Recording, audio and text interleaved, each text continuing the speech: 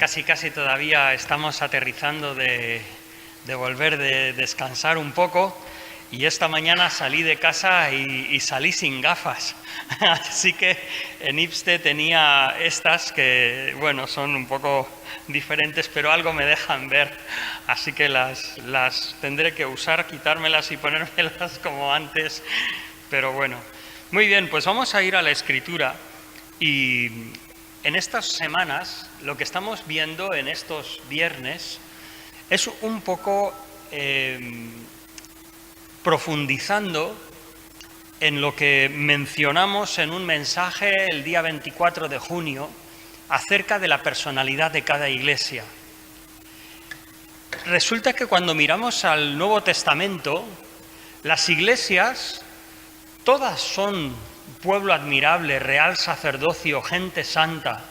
Todas las iglesias son llamadas afuera, es lo que significa eclesía. El nombre de iglesia es un nombre, viene de un término realmente que se usaba en las polis griegas para salir de la ciudad y tener una reunión como si fuera una reunión del pueblo para votar en diferentes asuntos civiles. Entonces, en el Nuevo Testamento, al principio, la primera epístola que se escribe, que es la epístola a Santiago, habla de que si en vuestra congregación, y fijaos qué curioso, esa palabra en griego es sunagogué, o sea, casi es decir, si en vuestra sinagoga entra un hombre con anillo y entra un pobre y enseña acerca de no tener acepción de personas. Entonces, esa congregación, ese venir juntos del pueblo de Dios, luego se fue transformando y tomó ese nombre característico que ya lo había dado el Señor, sobre esta roca edificaré mi iglesia. Y eclesía viene de dos palabras, una es una preposición, ek, que significa de dentro afuera. No es de un entorno afuera, esa es otra preposición. Cuando hablamos de ek, hablamos de sacar de dentro hacia afuera, a un contexto totalmente diferente. Y eclesía viene de ser llamados afuera, hacia un punto que es el Señor. Pues bien, si toda la iglesia tiene una naturaleza redimida, dice, según Michael Green, un teólogo, definiendo lo que es la iglesia o definiendo lo que es un cristiano, lo define por tres formas. La primera es que dice que es una persona que se ha convertido de los ídolos a Dios. O sea, de conceptos humanos de quién es Dios al concepto divino y revelado de quién es Dios. De los ídolos a Dios. Hay otro entorno que es el entorno del pecado. ¿Qué es un creyente y qué es la iglesia? Es alguien que se ha convertido del pecado a la santidad de Dios. En otras palabras, en el Nuevo Testamento hablará de aquellos que hemos sido llamados al arrepentimiento, o como dice en Hechos capítulo 11, cuando se refiere a los gentiles, y gentiles personas que no eran judías, que se habían convertido en cristianos, habla de ellos y dice, de modo que también a los gentiles ha dado Dios arrepentimiento. O sea que una definición de lo que es un creyente o lo que es una iglesia, que se define o sea, que pasa de los ídolos, se convierte de los ídolos a Dios. Segundo aspecto, del pecado a la santidad. En 1 Corintios capítulo 6 dice el apóstol Pablo, dice, ¿no sabéis que los injustos, habla de avaros, ladrones, maledicentes, etcétera, etcétera, no heredarán el reino de Dios? Y dice, y esto era algunos de vosotros, pero ya habéis sido alabados, ya habéis sido santificados en el nombre del Señor y por el Espíritu Santo.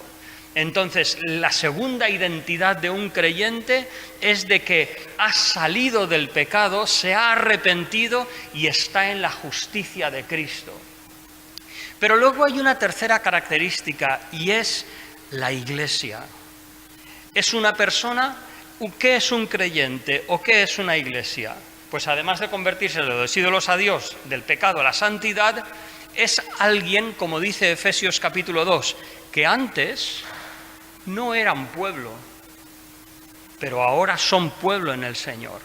Antes estaban lejos, como dice, de la República de Israel, pero ahora han sido hechos un solo pueblo. O sea que lo que define a un creyente es esos tres aspectos. Pero hemos estado viendo que además de eso, o edificando sobre esa naturaleza de lo que es la Iglesia, igual que a las personas, leemos en el Nuevo Testamento que las iglesias tienen su particularidad.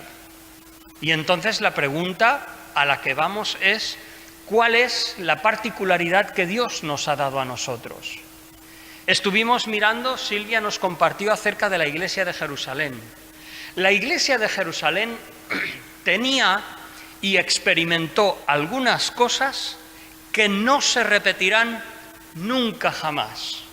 Por ejemplo, Efesios capítulo 2, versículo 20, dice que la iglesia está fundada sobre los apóstoles, siendo la principal piedra del ángulo Jesucristo mismo.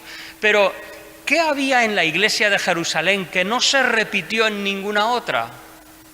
Que tenían los apóstoles, todos, como testigos, como enviados oficialmente de parte del Señor, para que comunicasen lo que el Señor enseñó, lo que Jesucristo vivió y lo que les mandó. Entonces, en la iglesia de Jerusalén, cuando el Señor envía el Espíritu Santo, cuando envía ese poder que había prometido para la iglesia ser testigos y ir al mundo y dar el mensaje de Jesucristo, lo que tuvieron en un momento fue un núcleo de miles de personas que se habían convertido al Señor y tenían el grupo inigualable de los 11 más 1 apóstoles que les enseñaban con certeza cuál era el consejo de Dios, cuál era la enseñanza de Cristo. Los apóstoles eran testigos y habían acompañado al Señor desde el bautismo hasta la ascensión.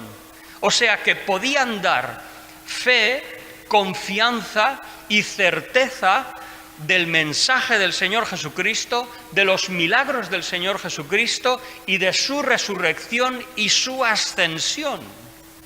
Entonces, ese momento no se repitió. Hubieron otras iglesias donde el apóstol Pablo sí fundaría la iglesia, igualmente que Pedro también fue a otros lugares a predicar. Leemos luego de la historia cómo los apóstoles se dividieron, fueron dispersos y llevaron el evangelio por partes tan diferentes, como algunos hablan de que Tomás llegó hasta la India, otros al norte de África, otros a las partes de Italia. Entonces los apóstoles sí se dispersaron, pero la iglesia de Jerusalén que leemos desde Hechos capítulo 2 hasta el capítulo 8 fue una iglesia única, y por eso también fue únicamente necesario que el Espíritu Santo, sin que nadie se lo mandara, moviese a los corazones a que ninguno decía ser suyo lo que poseía. ¿Vivir en comunidad?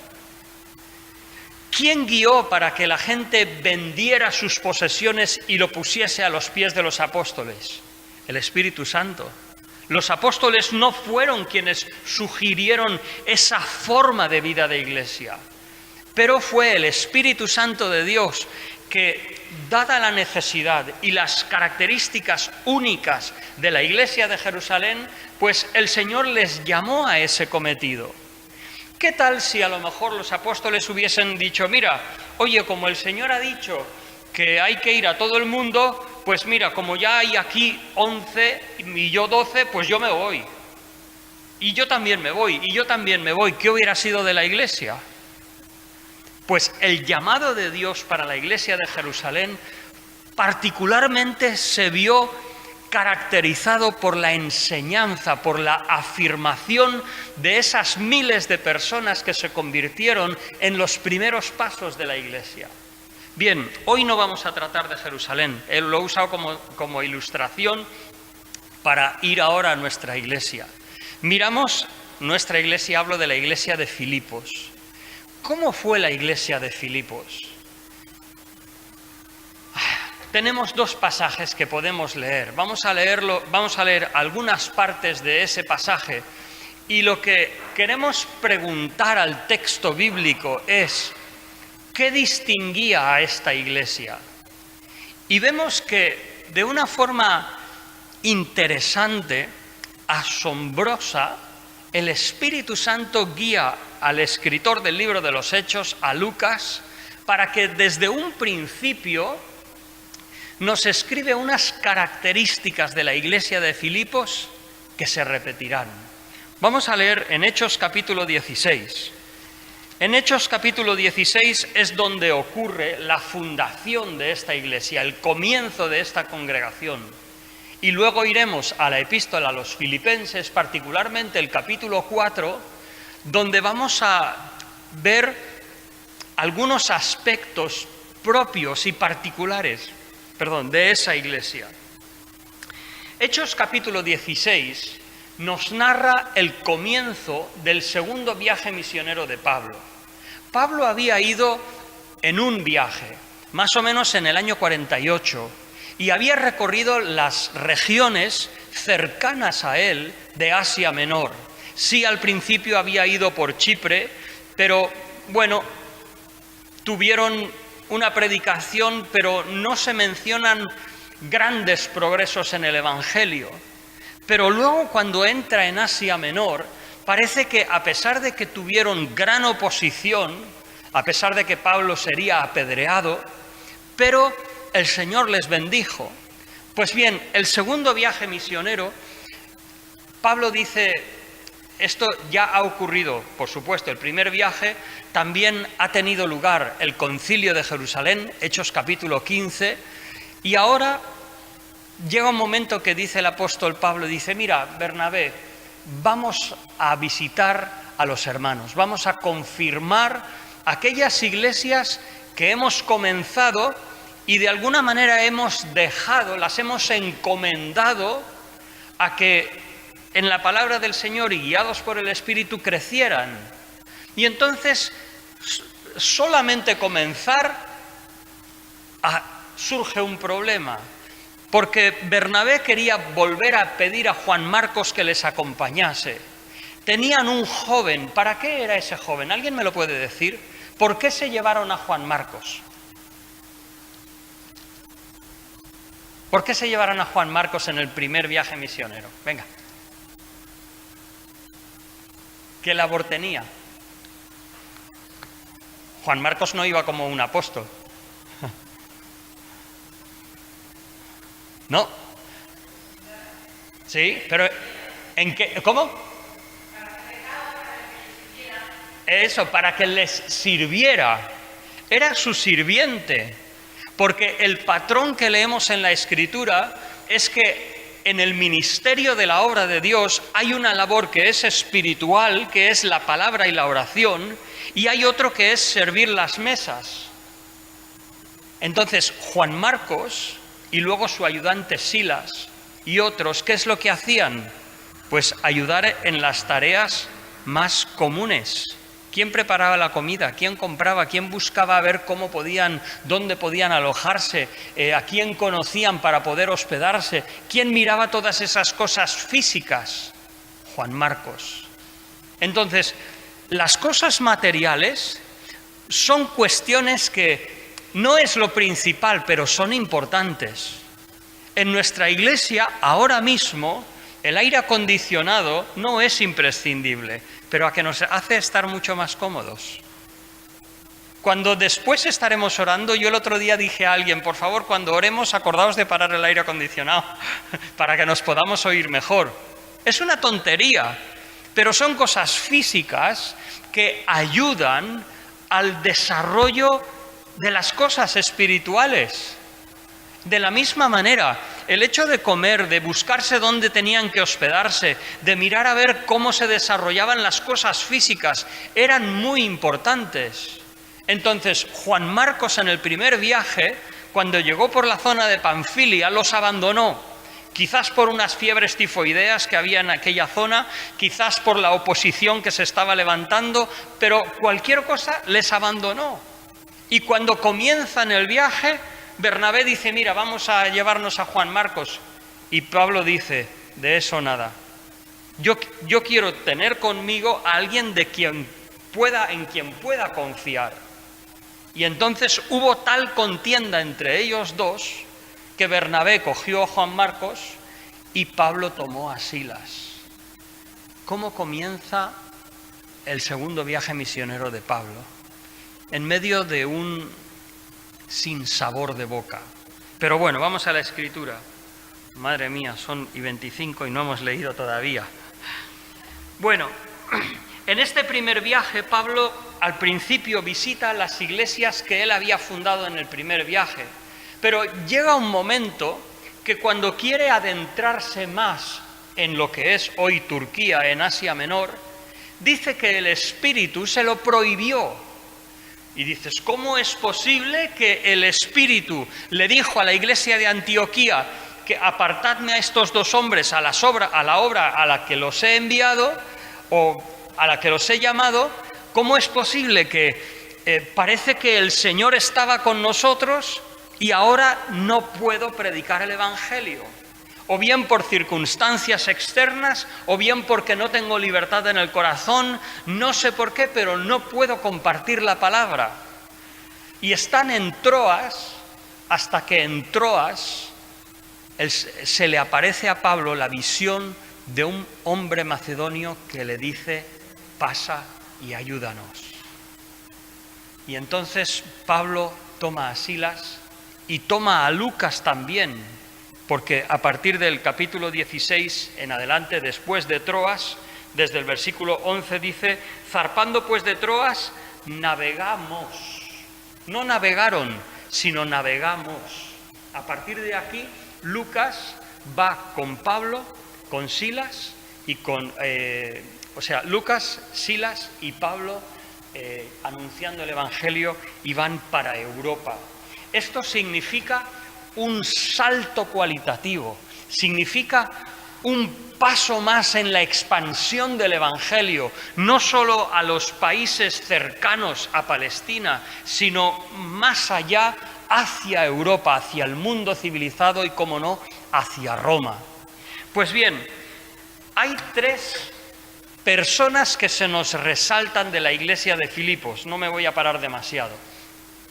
Leyendo la epístola a los filipenses, leyendo que desde un principio la iglesia de Filipos ayudó económicamente a Pablo, nos parece entender que Lucas, como en otras ocasiones, lo mismo que sucede en Tesalónica, en Atenas, en otros lugares, no nos dice exhaustivamente todo lo que sucedió, pero escoge narrar algunas cosas representativas de lo que sucede en Filipos. Y entonces encontramos tres personas. La primera es Lidia, temerosa de Dios, que estaba en las reuniones de oración que se celebraban al lado de un río. Y dice la Escritura, el corazón de la cual abrió el Señor para que escuchase a lo que Pablo estaba diciendo. Lo leemos capítulo 16, versículo 14, 13. Un sábado, dice Lucas, salimos fuera de la puerta junto al río donde solía hacerse la oración. Nos sentábamos y hablábamos a las mujeres que se habían reunido.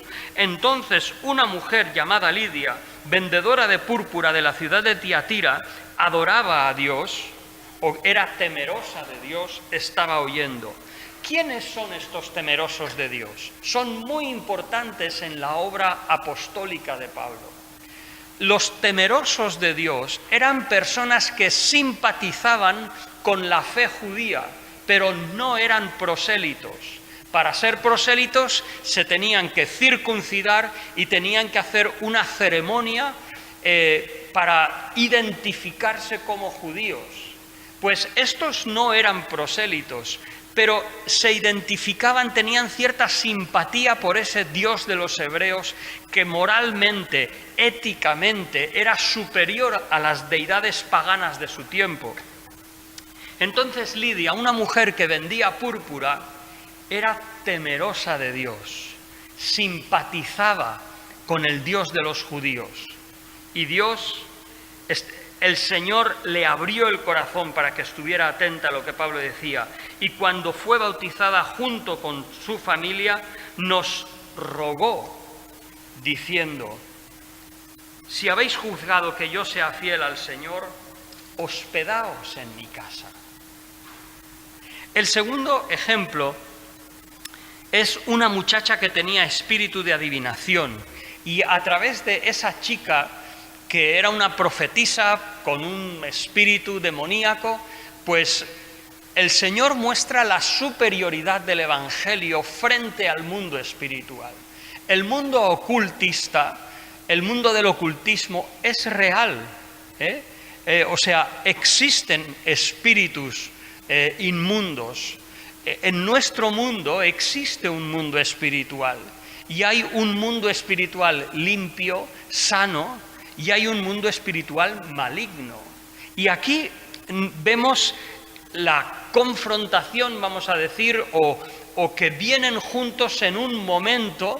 Una chica que tiene espíritu de adivinación, en griego es un espíritu de pitón, por eso hoy se habla de pitonisas, Entonces, esta chica no hablaba directamente en contra de los apóstoles, sino dice: he aquí siervos del Dios Altísimo.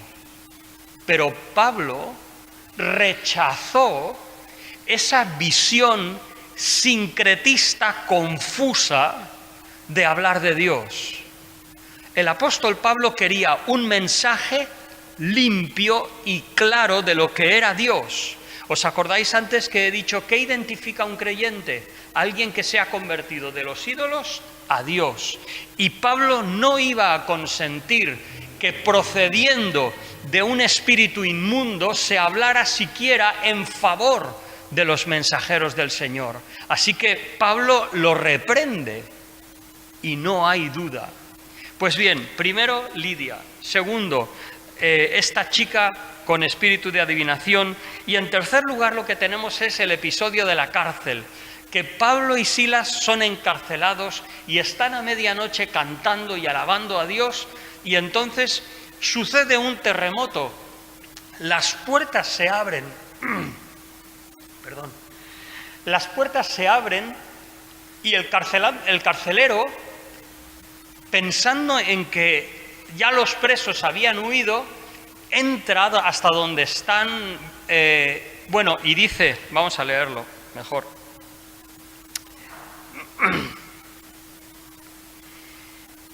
Versículo 26. Entonces sobrevino de repente un gran terremoto, de tal manera que los cimientos de la cárcel se sacudían, y al instante se abrieron todas las puertas y las cadenas de todos se soltaron. Se despertó el carcelero, no estaba precisamente cumpliendo su labor, y al ver abiertas las puertas sacó la espada y se iba a matar, pensando que los presos habían huido. Pero Pablo le gritó: no te hagas ningún mal, o sea, no te toques, no procedas, no te hagas daño, no te hagas ningún daño.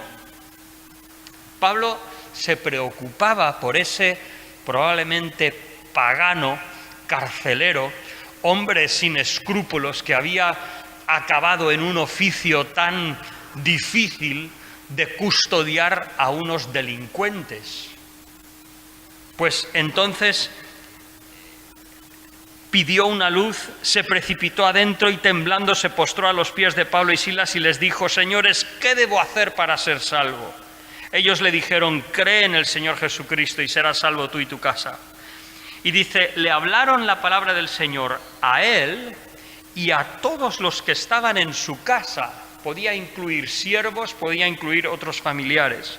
Y dice, él tomándolos en aquella misma hora de la noche, dice, les lavó las heridas y enseguida se bautizó con todos los suyos. Y dice, luego los llevó a su casa, les puso la mesa y se regocijó con toda su casa. A esas horas de la noche te pones tú a cuidar, a preparar la mesa, a darles de comer. Ese era el corazón de ese carcelero. Tanto esa mujer temerosa de Dios, Lidia, como este carcelero tienen una característica que no vemos en el resto de las iglesias que Pablo fundó, y es que de alguna manera tanto Lidia como el carcelero cuidaron de Pablo, sentían la necesidad de ayudarle. Ahora vamos a Filipenses capítulo 4.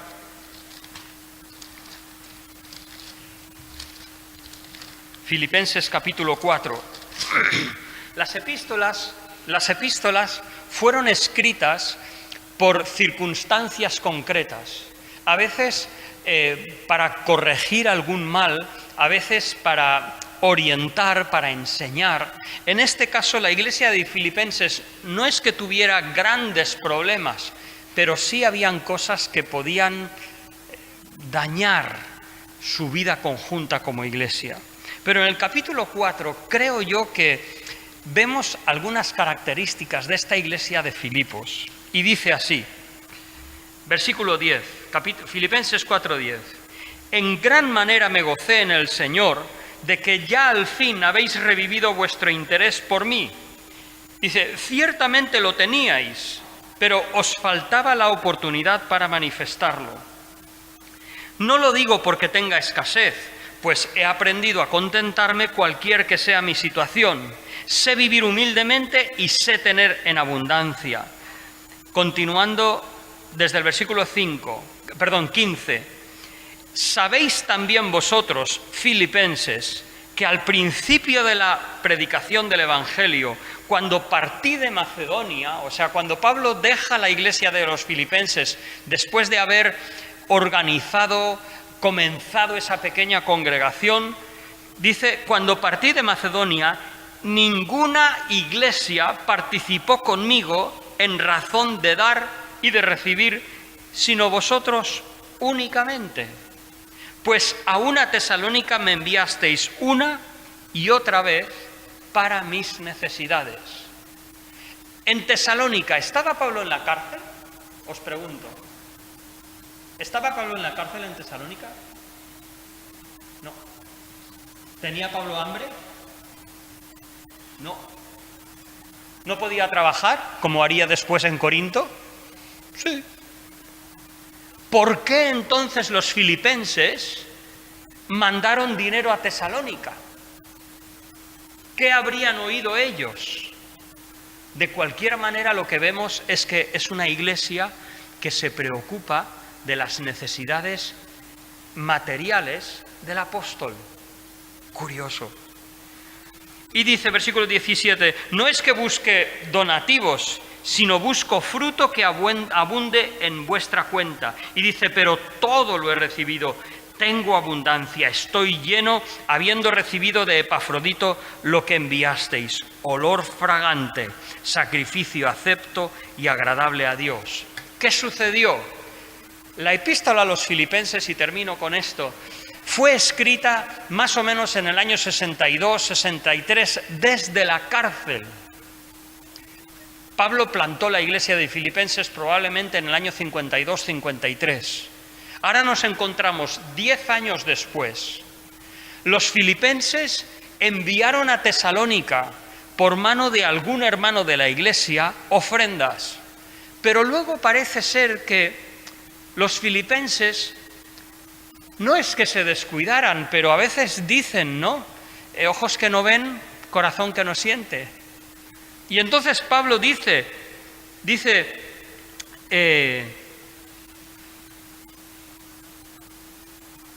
en gran manera me gocé en el Señor de que al fin habéis revivido vuestro interés por mí.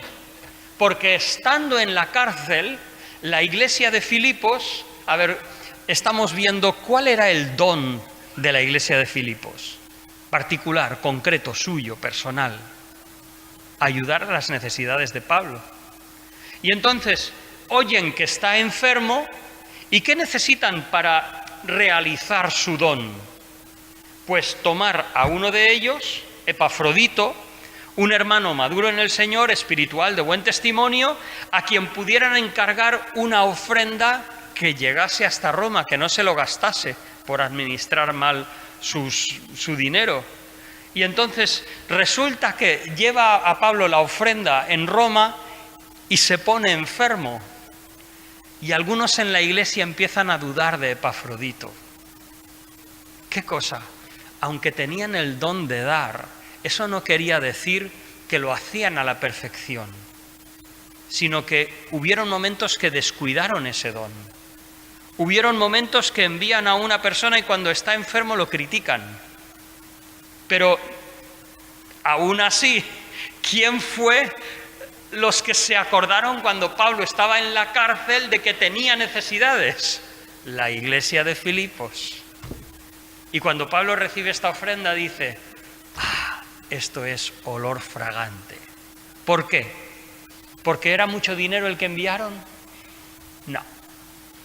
Yo creo que porque vino de una iglesia que desde un principio había mostrado un amor y un cuidado especial por el apóstol. Porque esa era la característica de Filipos. Y para Filipos ejercer su don o su personalidad o su llamado particular, ¿qué tenía que hacer? Pues desarrollar una estructura en el sentido de nombrar a una persona que fuese, pagar los viajes de Epafrodito para que llegase a Roma a llevar la ofrenda de los filipenses a Pablo. Luego debía volver y dar un informe acerca de cómo había ido, cómo estaba Pablo, etcétera, etcétera. Necesitaban los filipenses mantener una constancia en su don porque, como cualquier creyente, podemos dormirnos y necesitamos de vez en cuando avivar ese fuego de Dios que está en nosotros y ese don que Dios nos ha dado. Entonces, esa es la iglesia a los filipenses.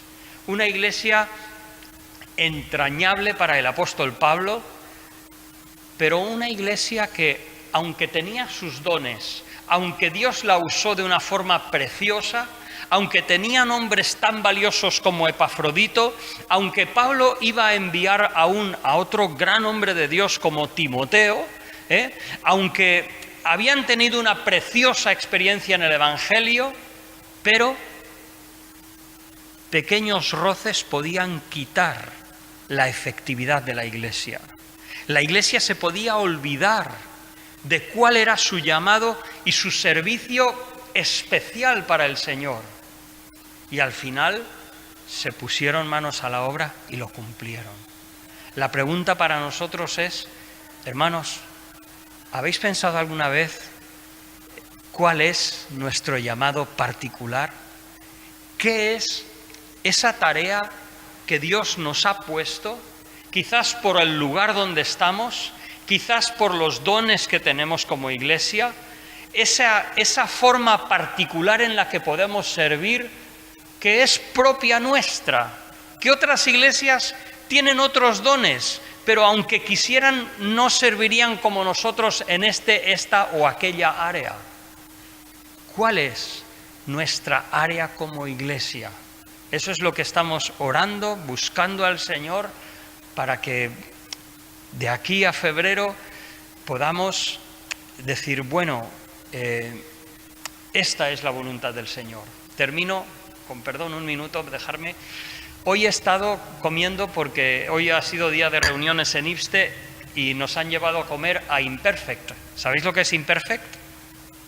La iglesia de Castelldefels es una iglesia grande y tiene un local muy bonito. Y en los bajos tiene un restaurante solidario.